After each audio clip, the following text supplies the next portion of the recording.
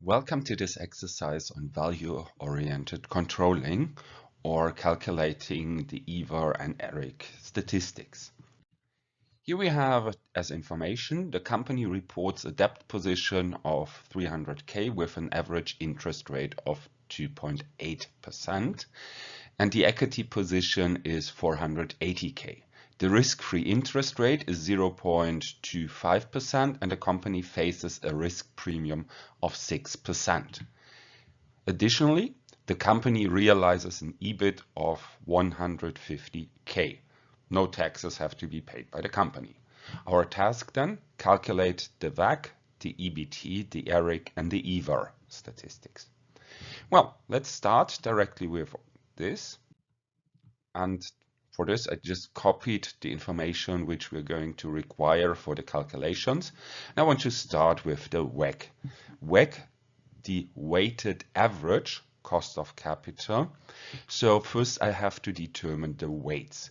Weights as in which share of the capital of the company goes to foreign sources, which is actually equity.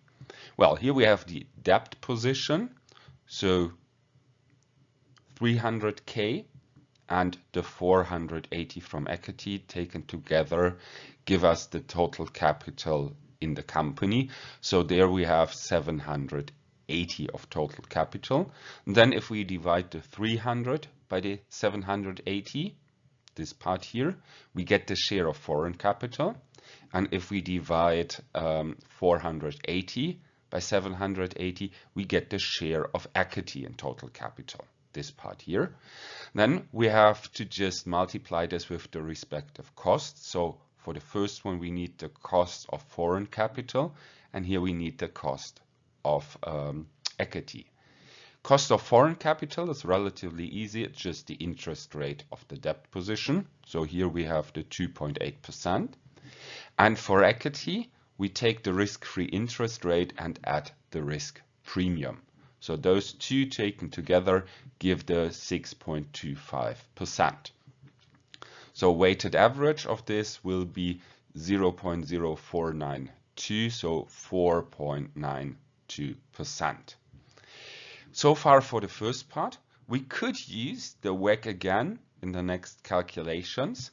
However, to make, well, the distinction of the three additional calculations a bit more clearer, I just calculate them without reference to the WACC.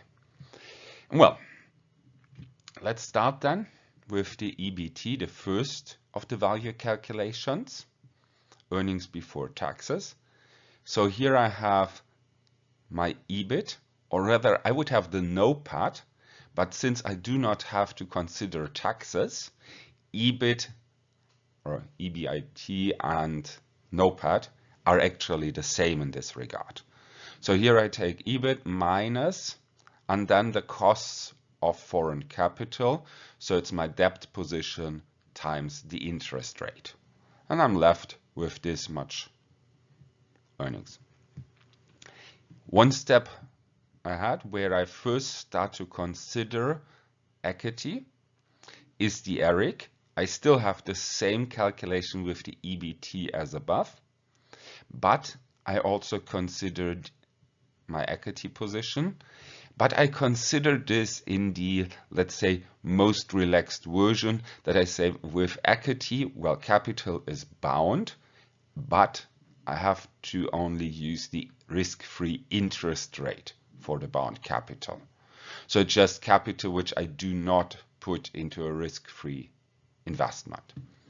In this situation, I add this factor, and with EVA, I actually include the risk premium as well. So here I have the most conservative approach on the value of my company, or of my earnings, so to speak.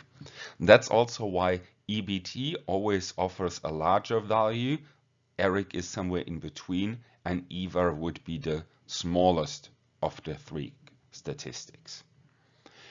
Well, that's already then everything we have to do. So the difference being here, EBT considers only foreign capital, Eric and Eva consider equity as well. However, Eric only considers the risk-free perspective, whereas Eva considered risk-free and risk premium perspective, so the most conservative approach to the calculation. Well, as I said, that's about it. So I say goodbye and see you next time.